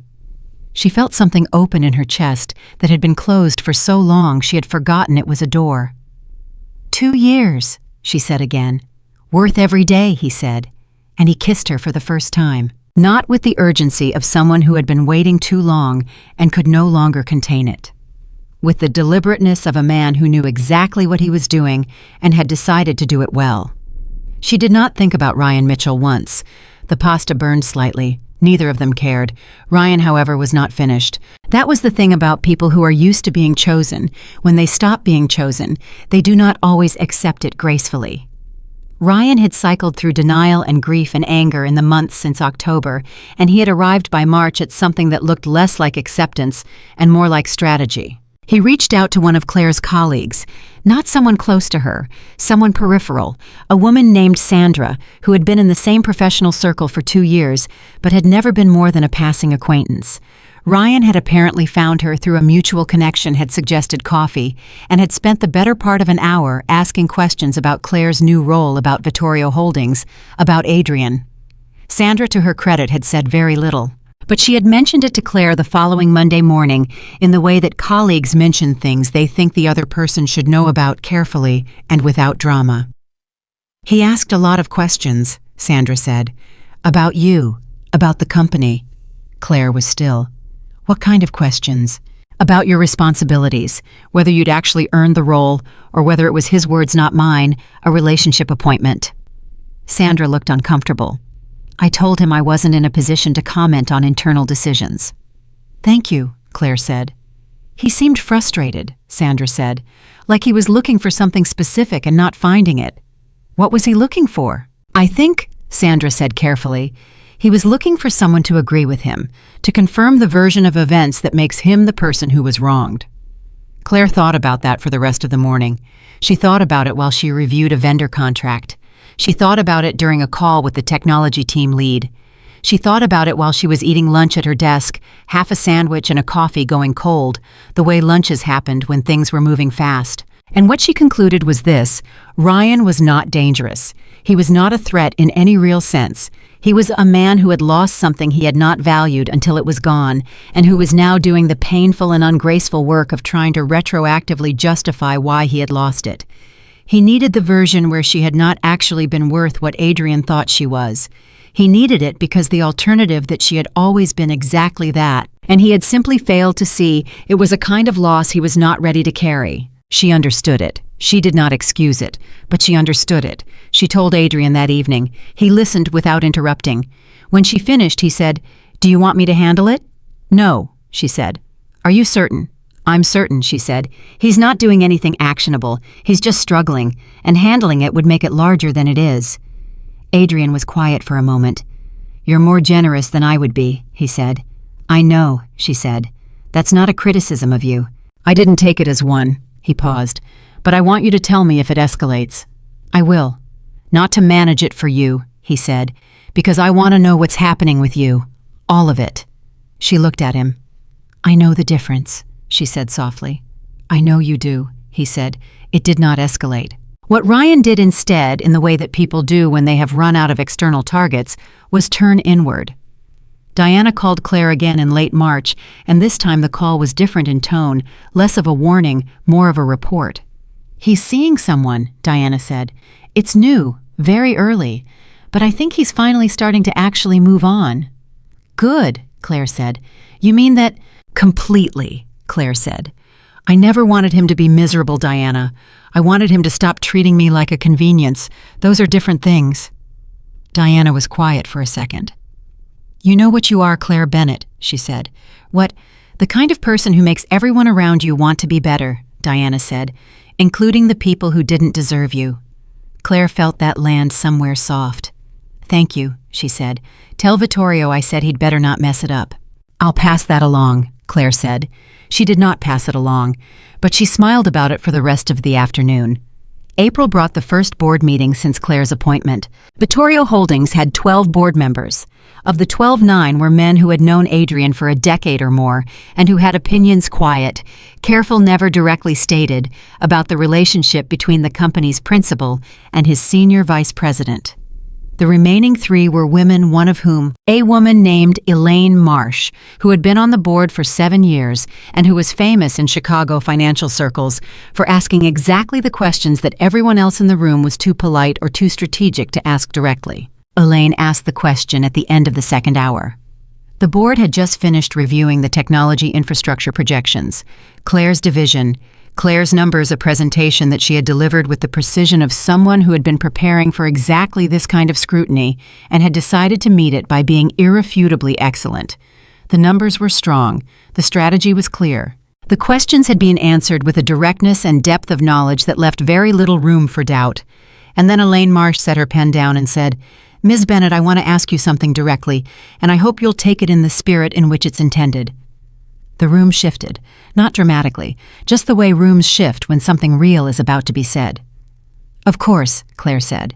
"There is a perception externally, and I want to be honest with you in some corners internally, that your appointment was influenced by factors beyond your professional qualifications. I am not asking you to respond to that perception. I'm asking you this in your own assessment. Are you the right person for this role?" The room was completely still. Adrian, seated at the head of the table, did not move, did not speak, did not intervene. He had told her the week before that she did not need him to manage this for her, and he had meant it, and he was demonstrating it now with the particular confidence of a man who already knew the answer. Claire looked at Elaine Marsh. She said yes. A beat. "I was the right person for this role before I had a personal relationship with anyone at this table. I was the right person because I have spent 2 years building institutional knowledge of this company that most external candidates would take 18 months to develop. I was the right person because the projections I just presented are based on analysis I completed independently, a team I recruited with criteria that have nothing to do with loyalty and everything to do with competence, and a strategy that I believe and the numbers support will contribute materially to this company's position in the next 5 years." She did not look away from Elaine.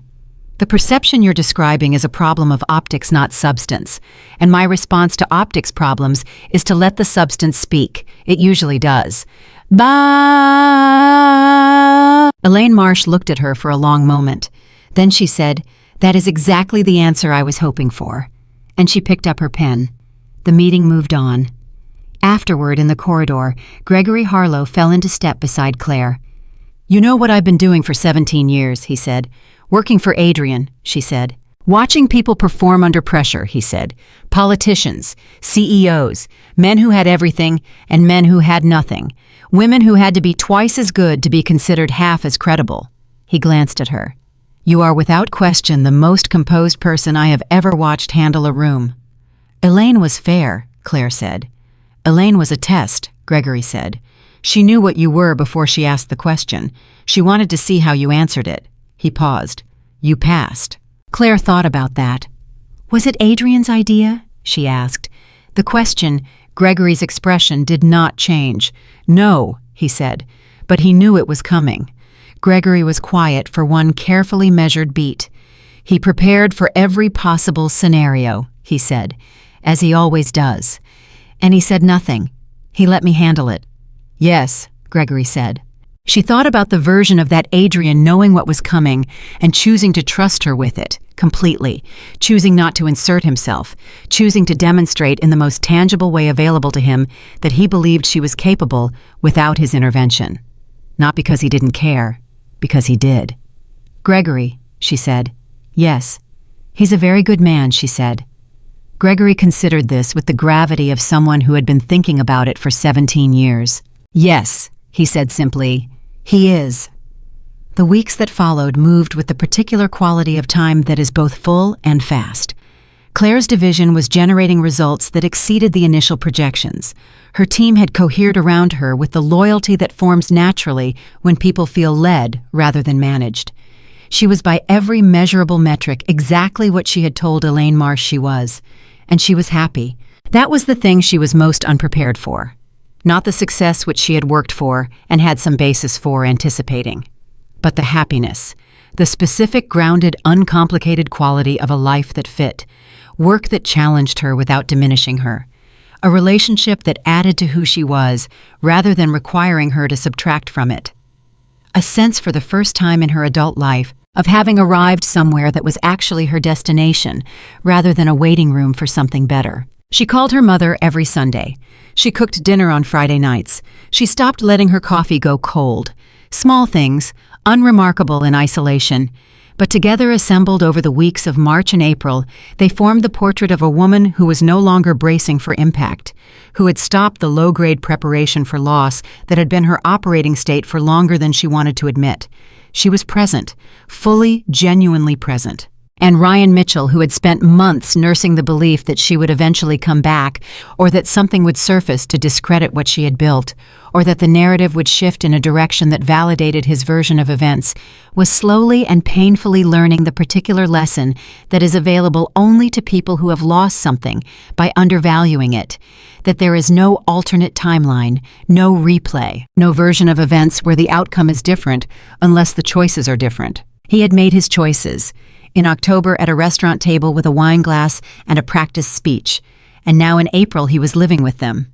Not dramatically, not in a way that anyone outside his immediate circle would have noticed, just quietly in the ordinary accumulation of days where you are without the person you took for granted, and you are understanding slowly exactly what that means. Claire knew none of this directly. She did not spend time thinking about it. She had better things to think about. On a Thursday evening in late April, Adrian came into her office at the end of the day and said, "I want to take you somewhere this weekend." She looked up. "We're out of the city," he said. 2 days. No phones unless there's an emergency." She considered her calendar. "I have a report. That will keep," he said. "Adrian." "Claire." His voice was patient. Certain. The voice he used when he had already decided something and was simply waiting for her to arrive at the same place. "You've been running at full capacity for 6 weeks. You are allowed to stop." She looked at him. "Are you telling me or asking me?" she said. The fraction of a smile appeared. "Telling," he said. "That's what I thought." She closed her laptop. They left on Saturday morning early, before the city had fully woken up. She did not ask where they were going. She had learned in the months of knowing Adrian as fully as she now knew him that he did not make plans casually, that when he arranged something, it was arranged with the same deliberateness he brought to everything. She had also learned that the particular pleasure of being cared for by someone who was genuinely attentive was the ability to occasionally let go of the controls. She leaned her head back. She watched the city give way to highway and then to the quieter landscape beyond it. She thought about October. She thought about standing on a sidewalk outside a restaurant in the cool autumn air, feeling the surprising relief of a thing finally being over. She thought about how far she was now from that sidewalk, not in distance, in every other way that mattered. 5 months. 5 months from the woman who had sat in her apartment in the low light, not crying, just absorbing the shape of what had happened. To this woman in this car beside this man on a Saturday morning with nowhere to be and nothing to manage, and the specific, extraordinary luxury of a life that was entirely unapologetically hers. She turned to Adrian. He glanced at her. "What?" he said. "Nothing," she said. "Just thinking." "Good thoughts. The best," she said. He returned his eyes to the road. She returned hers to the window, and they drove. 2 hours outside of Chicago, they stopped at a small property that had belonged to the Vittorio family for 30 years. Not large, not the kind of place designed to impress. A house that had been built to be a home that had absorbed decades of something real, that had the particular settled quality of a space where people had actually lived rather than performed living. She stood outside it and breathed the April air. He stood beside her. "My grandmother's," he said. "The one who taught me to cook." She looked at him. "You brought me here," she said. "Yes." "Why?" He looked at the house for a moment, then at her. "Because it's the place that matters most to me." he said. "And you're the person who matters most to me." It seemed straightforward. She felt the warmth of that move through her, with the slow, complete quality of something she was going to remember for the rest of her life. "Adrian," she said. "Yes. I'm glad I didn't say yes." He looked at her, a small question in his expression. "To Ryan," she said. "The open relationship. I'm glad I didn't do what he expected. I'm glad I left." He looked at her for a long moment. "So am I," he said. "Every day." She took his hand. They went inside, and behind them Chicago continued without them. The office ran, the emails arrived, the board prepared its quarterly assessment. Ryan Mitchell had dinner with someone new and felt tentatively the beginning of something unfamiliar that might in time become okay. Victor Salcedo moved on to other targets because Claire Bennett had proven herself undeniable. Gregory Harlow told exactly one person, his wife, over dinner, that same Saturday evening, that in 17 years of watching Adrian Vittorio move through the world, he had never seen him at peace. And now he was. Which meant, Gregory said, folding his napkin with the precision of a man who had been saying exactly what he meant for 64 years, which meant everything that was supposed to happen had happened, exactly as it should. The weekend at the Vittorio property outside the city did something to Claire that she could not have predicted and would not have known how to ask for. It slowed her down. Not in the way exhaustion slows a person down, not the heavy grinding deceleration of someone running on empty. In the way that stillness slows a person down. The way that being somewhere quiet and real and entirely removed from the machinery of performance lets you hear yourself again. She had not realized until she had 2 full days without a calendar or a notification or a room full of people forming opinions about her how loud her life had become. Not unpleasant, not unwanted, just loud. And the quiet of those 2 days was the kind of quiet that rearranged things inside her in ways she was still discovering 3 weeks later. She came back to Chicago different. Not changed, not transformed in the dramatic, sudden way that stories sometimes describe. Just more settled, more certain, like a picture that had been very slightly crooked for a long time and had finally been moved into alignment. May arrived. The Technology Infrastructure Division crossed its first major milestone, a client acquisition that the projections had placed in Q3, but that Claire's team had closed in late April. When the numbers came through on a Monday morning, her team lead knocked on her office door and said with the barely contained energy of someone delivering excellent news, "The Mercer account just signed." Claire looked up from her desk. "Final signature. Countersigned, time-stamped, filed," he said. "We're official." She held that for one precise moment. Then she said, "Tell the team, and order lunch. Actual lunch, not the desk sandwich situation we've been running on for 6 weeks." He grinned. He left. She sat for another moment alone in her office and let herself feel it. Not the professional satisfaction which was real and which she would allow herself in full, but the particular deeper feeling underneath it. The feeling of having built something from nothing and watched it become real. She had done this. Not because of who she was with, not because of who she knew, because she had been right about the strategy, right about the team, right about the timing. She had been right the way you are, only right when you have done the thinking and done the work and put yourself in the position to be right. She picked up her phone. She called her mother. Her mother picked up on the second ring, which meant she had been near her phone, which probably meant she had been waiting for a call she did not want to admit she was waiting for. "Baby," her mother said. "We closed the Mercer account," Claire said. A beat of silence. Then her mother said, with the full, warm, uncomplicated pride of a woman who had worked 2 jobs so her daughter could have the life she was currently living, "I knew it. I told Mrs. Patterson next door, I said my daughter is going to change that company.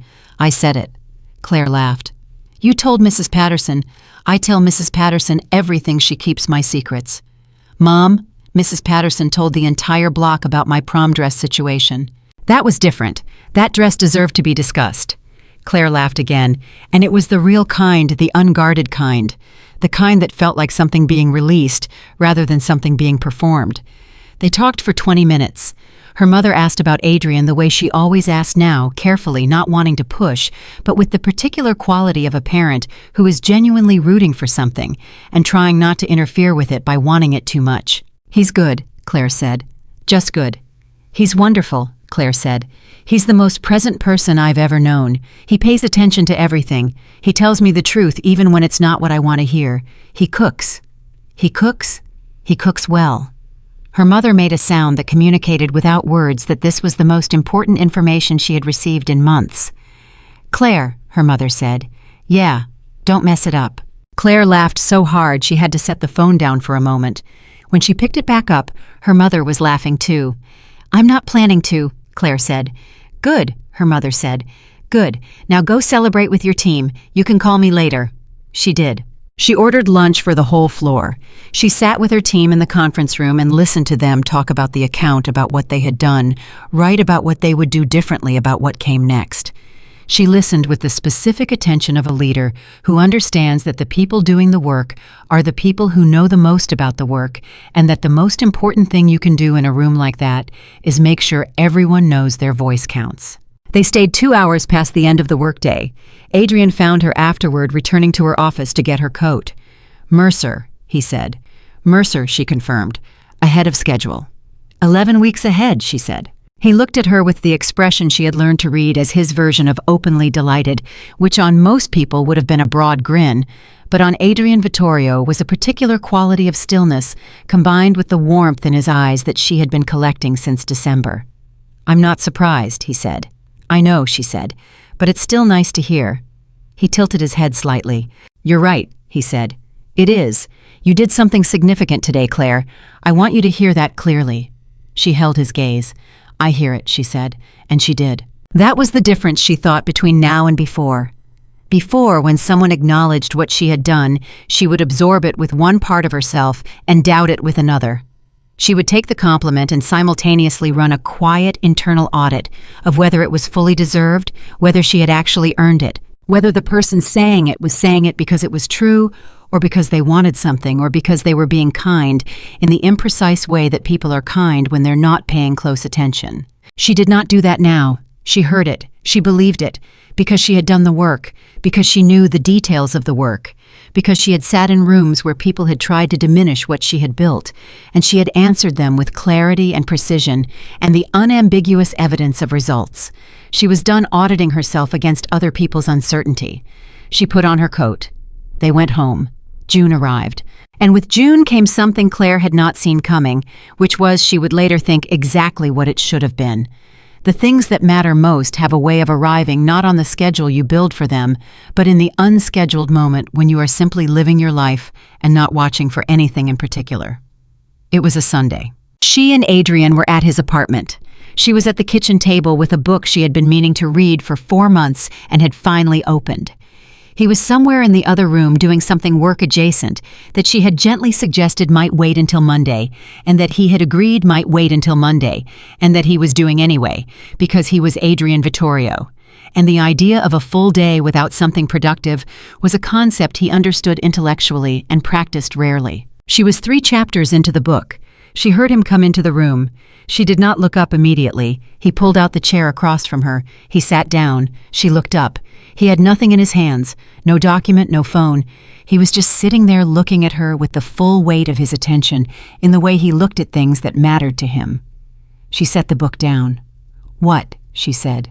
He reached into the pocket of his jacket, which he had apparently been wearing this whole time, which she had not noticed, and which meant he had planned this, which meant it was not what she thought it was, and it was exactly what she thought it was.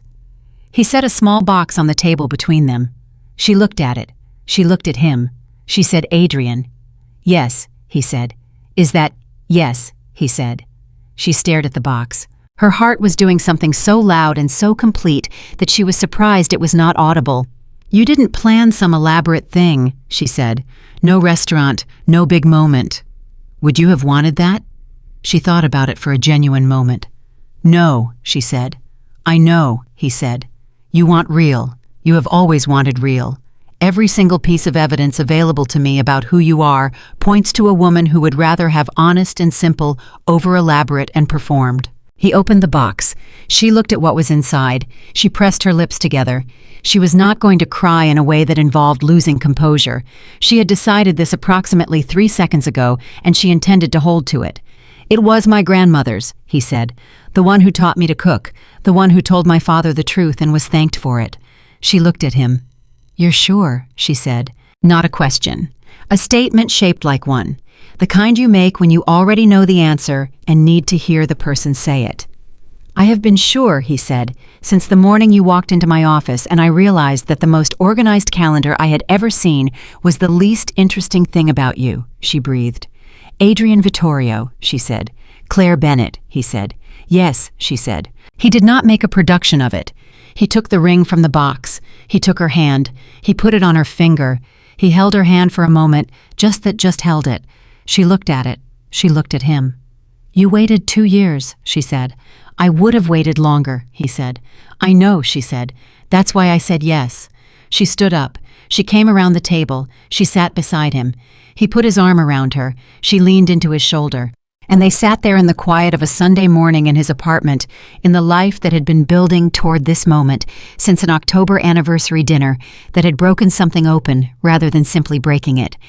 She thought about Ryan, not with grief, not with the complicated ache of old love, with the simple, clear-eyed recognition of a woman who now had enough distance to see the full shape of a thing she had once been too close to see clearly. She had spent 3 years with a man who needed her to stay. She had spent 8 months with a man who chose her every day as a decision he made rather than a habit he maintained. The difference between those two things was not subtle. It was not a matter of degree. It was the difference between a relationship built on the fear of loss and a relationship built on the genuine, daily, renewable choice to be in it. She would not have known that difference if Ryan had not shown her the first kind so clearly. She would not have been ready for this if she had not spent all those years learning what it cost her to stay somewhere she was only conditionally valued. She did not thank Ryan for that, but she acknowledged it, quietly, privately, with the generosity of a woman who understood that sometimes the worst thing that happens to you is also the thing that points you in the right direction. On a Tuesday morning 3 weeks later, Adrian told her there was something she needed to prepare for. "The annual company statement is going out on Friday," he said. "It mentions the division. It mentions you." "It always mentions the division," she said. "This year it mentions you by name," he said, specifically. She looked at him. "In what context?" "In the context," he said carefully, "of the fact that I am making your role permanent and expanded, director level, full board reporting. The statement also..." He paused. "The statement also notes that you are my fiancé." She was quiet for a moment. "You're going public," she said. "We're going public," he said. "I'm not announcing anything without your agreement. That's why I'm telling you now." She thought about it. She thought about Victor Salcedo and the Business Journal article. She thought about the investor summit and Ryan's face across the room. She thought about Elaine Marsh and her precisely targeted question and the answer she had given with complete certainty. She thought about all the people who had formed opinions about her appointment, her relationship, her qualifications, her right to be where she was. She thought about what it would mean to have Adrian Vittorio put her name in a company statement permanently in both capacities, professional and personal, unapologetically adjacent, in the same sentence. "Yes," she said. "You're certain." "I am absolutely certain," she said. "Let them read it." The statement went out on Friday at 9 in the morning. By 10, her inbox had 43 new messages. By noon, Gregory Harlow had stopped by her office twice once to congratulate her, which took 11 seconds and once to report that 3 board members had called personally to express support, which he delivered with the particular satisfaction of a man whose judgment had been confirmed. By 3 in the afternoon, a journalist from a business publication had requested a comment. She did not give one. She did not need to. The statement was the comment. Her work was the comment. Everything she had built in the 11 months since October was the comment. That evening her phone rang with a number she did not recognize. She almost did not answer. She answered. It was Diana. "I heard," Diana said without introduction. "How?" Claire said. "It's Chicago," Diana said. "How does anything travel?" Claire smiled. "Congratulations," Diana said. "Both on the role and the other thing, the big thing." "Thank you, Diana." A brief pause. "Ryan knows," Diana said, "in case you were wondering." She had not been wondering. She found checking herself that she genuinely had not been wondering. "How is he?" she said. "He's okay," Diana said. "Better than he was. The new relationship is real, I think. He's putting in the work." A pause. He asked me to tell you congratulations. He said, and I'm quoting directly here, he said, "Tell her she was always worth that. I just didn't know how to show up for it." Claire was quiet. She sat with that sentence for a moment. Not with longing, not with anger, with something closer to the feeling of a door being properly closed. Not slammed, not left ajar, just closed, fully, the way doors should close when something is genuinely finished. "Tell him thank you," she said, "and tell him I hope he's good." "I will," Diana said. "Diana." "Yeah. Thank you for always being honest with me," Claire said, "even when it was complicated." "That's what I do," Diana said. "It's a gift and a burden, and I've made my peace with it."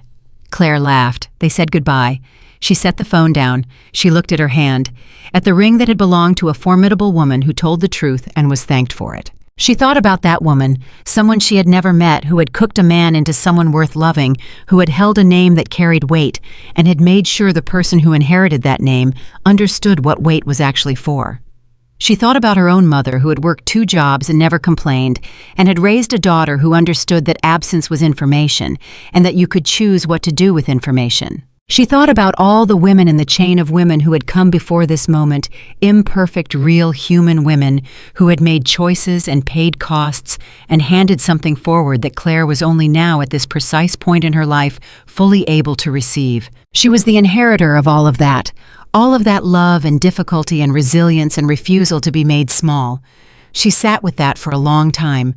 When Adrian came home that evening, she was still at the kitchen table, but the book was closed and the phone was face down, and she was just sitting in the way she had learned to sit since the weekend at his grandmother's house, quietly present without the need to fill the stillness. He came in. He set his keys down. He looked at her. "Good day," he said.